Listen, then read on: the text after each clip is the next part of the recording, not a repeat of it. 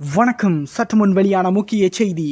தமிழ்நாட்டில் அடுத்த 3 மணி நேரத்திற்கு 19 மாவட்டங்களில் புரட்டி எடுக்கப் போகும் அதிகன மழை. தமிழ்நாட்டில் அடுத்த 3 மணி நேரத்தில் 19 மாவட்டங்களில் மிதமான மழைக்கு வாய்ப்புள்ளதாக சென்னை வானிலை ஆய்வு மையம் தெரிவிச்சிருக்கு. தமிழ்நாடு மற்றும் புதுச்சேரி, காரைக்கால் பகுதிகளில் ஒரு சில இடங்களில் லேசானது முதல் மிதமான மழை பெய்யக்கூடும் எனவும், சென்னையை பொறுத்தவரை அடுத்த 48 மணி நேரத்திற்கு வானம் மேகமூட்டத்துடன் காணப்படும் எனவும், நகரின் ஒரு சில இடங்களில் லேசானது முதல் மிதமான மழை பெய்யக்கூடும் என ஏற்கனவே தெரிவிக்கப்பட்டிருந்தது. இந்நிலையில் இந்த ஆண்டு தென்மேற்கு பருவமழை முன்கூட்டியே 15ஆம் தேதி தொடங்க வாய்ப்பு இருப்பதாக இந்திய வானிலை ஆய்வு மையம் தெரிவித்துள்ளது.